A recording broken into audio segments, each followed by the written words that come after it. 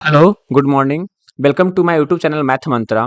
आज हम लोग ज्योमेट्री चैप्टर में problems of right angle triangle बनाने जा रहे हैं। इससे पहले वाले वीडियो में हम लोगों ने राइट एंगल ट्रायंगल के बारे में सारे प्रॉपर्टी के देखा था कि क्या क्या उसके प्रॉपर्टीज हैं। इन सेंटर, सरकम सेंटर, पाइथागोरस थ्योरम और भी बहुत सारे थ्योरम देखे थे। तो इस वाले वीडियो में हम लोग स्पेशली प्रॉब्लम लेके आए हैं, कैसे कैसे प्रॉब्लम को सॉल्व करते हैं, किस तरह का प्रॉब्लम बनता है। तो चलिए, पहला क्वेश्चन है, क्वेश्चन नंबर 1। इन राइट एंगल ट्रायंगल एबीसी, जहां पे एंगल बी पर 90 डिग्री है, ठीक है, और ये है 8 दिया हुआ है, एडी दिया हुआ है 8, AD divide by C D equal to दिया हुआ है 8:2, या यूं कहें कि 4:1। ये कह रहा है 4:1 कह रहा है। तो आपको पता करना है, पूछ रहा है क्वेश्चन में, क्या कह रहा है कि find A B ratio B C, A B ratio B C. तो हम लोगों ने जो थ्योरी पढ़ा था, थ्योरी क्या पढ़ा था, सबसे पहले थ्योरी पढ़ा था कि ए डी बटा जो डी सी होता है या सी डी होता है, वो ए बी के स्क्वायर प्लस बी सी के स्क्वायर पे डिपेंड करता है। ठीक है, जो ये बटा ये होगा ए डी बटा डी सी। तो ए डी बटा डी सी, ए डी बटा डी सी क्या दिया हुआ है, 4/1 दिया हुआ है, 8:2 इक्वल टू 4/1 दिया हुआ है, इक्वल टू ए बी बटा बी सी का होल स्क्वायर। तो ए बी बटा बी सी का होल स्क्वायर कह सकते हैं इसको। तो यहाँ से अगर ए बी बटा बी सी इक्वल टू अगर हम निकालना चाहें तो ये स्क्वायर क्या हो जाएगा, इधर आके रूट हो जाएगा, है ना, इधर आके रूट हो जाएगा। तो कह सकते हैं रूट 4/1, मतलब कि 2/1, मतलब ए बी रेशियो जो बी सी होगा क्या हो जाएगा, 2:1 होगा। ठीक है, तो अगला क्वेश्चन देखते हैं, नेक्स्ट क्वेश्चन। नेक्स्ट क्वेश्चन कह रहा है in right angle triangle A B C, ये है ए, ये है बी, ये है सी डी, यहाँ पे 90 है, B D perpendicular A C यहाँ पे 90 है। ठीक है, A B equal to 6 centimetre, A B 6 दिया हुआ है, B C equal to 8 centimetre, ये 8 दिया हुआ, फाइंड एक्स एंड बाई, ये एक्स दिया हुआ है, ये बाई दिया हुआ है, एक्स और बाई फाइंड करना है। चलिए ये भी कर लेते हैं, ये भी जेड भी कर लेते हैं, कि तीनों पता कर लेते हैं। तो सबसे पहले हम लोग थ्योरी क्या पढ़े थे, थ्योरी पढ़े थे क्या, कि ए बी का स्क्वायर, हम लोग पढ़े थे ए बी का square equal to A D into A C, ये याद रखना है।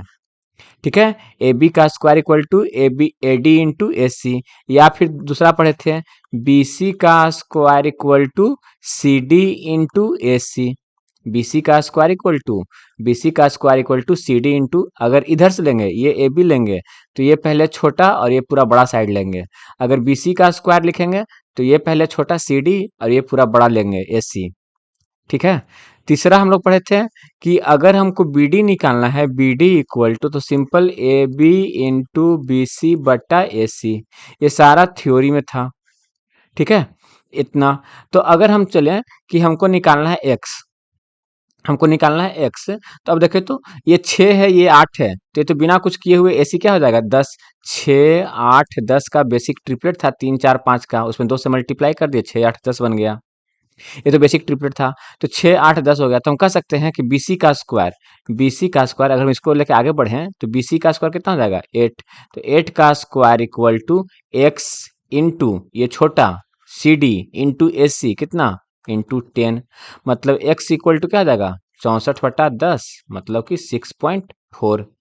अगर ये 6.4 हो गया तो ये क्या हो जाएगा, ये 3.6 हो जाएगा डायरेक्ट, या नहीं तो फिर यहाँ से निकाल लीजिए कि 6 का स्क्वायर, 6 का स्क्वायर 6 36 इक्वल टू ये कितना है, ये है जेड, ये है जेड इंटू ये कितना है, टोटल था एसी 10, तो जेड इक्वल टू हो जाएगा 36/10 इक्वल टू 3.6। बहुत ही आसान सोल्यूशन है। अगर ये याद नहीं है, बेसिकली तो ये याद होना चाहिए, अगर ये याद नहीं है तो आप हम ट्रिको भी लगा सकते हैं इस पूरे ट्रायंगल में, वो भी देख लेते हैं। पहले बाई निकाल लेते हैं कि बाई कैसे होगा। बाई इक्वल टू सिंपल, हम पता है कि एरिया ऑफ ट्रायंगल इधर से निकाले, या इस डायरेक्ट ये फार्मूला लगा दीजिए। ये फार्मूला आया कहाँ से, ये फार्मूला सिंपल आया था कि एरिया ऑफ ट्रायंगल अगर हम लिखें एबीसी का अगर हम एरिया ऑफ ट्रायंगल लिखें तो half into base into height, half into base into height, base कितना है ए बी, बेस है ए बी 6 इंटू इसका बेस कितना है 8, बट इसी एरिया ऑफ ट्रायंगल एबीसी का हम एरिया लिख सकते हैं, ये बेस ले लेते हैं, बेस कितना है ये 10, the half into 10 into height क्या है, हाइट इसका है बाई, हाइट क्या है y, equal to half into 6 into 8, तो हाफ से हाफ गया, तो बाई इक्वल टू क्या हो जाएगा, बाई इक्वल टू हो जाएगा 4.8। सॉल्व करने के बाद 8 छक्का 48 बटा 10 4.8। चलिए इसको अगर सेकंड हम मेथड से बनाने का ट्राई करें, अगर हम इसको दूसरा मेथड से बनाएं तो कैसे बन सकता है। ये ट्रायंगल दिया हुआ था, ठीक है, यहाँ पे दिया हुआ है, ये परपेंडिकुलर है, ये परपेंडिकुलर यहाँ है, ये 6 है, ये 8 है, हम निकाल लिए इसको 10 निकाल लिए, बेसिक ट्रिपलेट से 6 8 10 हो गया।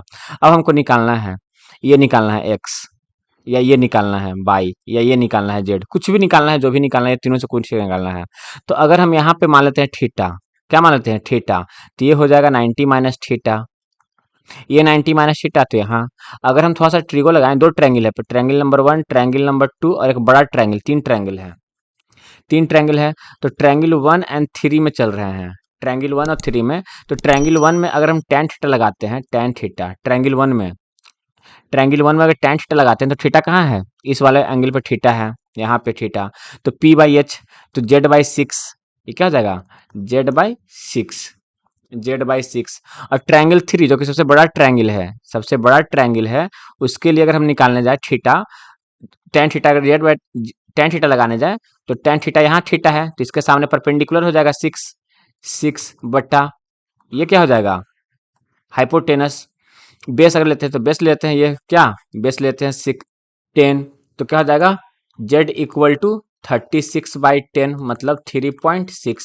तो ऐसा कुछ बन जाएगा, ट्रिगो लगा भी देंगे तो ट्रिगो से ही बन जाएगा, ठीक है।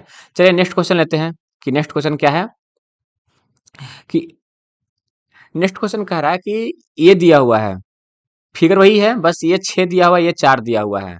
तो एक थ्योरम हम लोग पढ़े थे, थ्योरम हम लोग क्या पढ़े थे कि BD का square equal to AD into DC।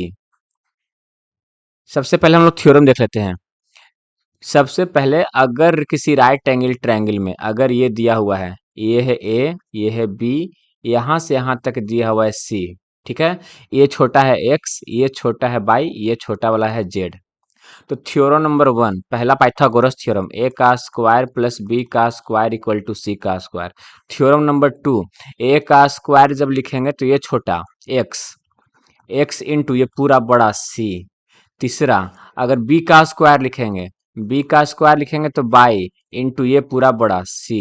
चौथा इसको दोनों को डिवाइड दे देंगे तो लिख सकते हैं एक्स बटा y equal to A square बटा बी स्क्वायर। पांचवा अगर हम बढ़ें तो जेड का square equal to x into y. छठा अगर फिर से हम लिखें तो जेड का स्क्वायर इक्वल टू 1 बटा जेड का स्क्वायर इक्वल टू 1 का ए स्क्वायर प्लस 1/बी स्क्वायर। सातवां अगर हम लिखें Z equal to A into B बटा सी। ये थ्योरम इतना एकदम मुर्जवानी याद होना चाहिए इस फिगर के लिए। अगर कोई ऐसा फिगर है तो सिंपल पाइथागोरस तो याद ही है।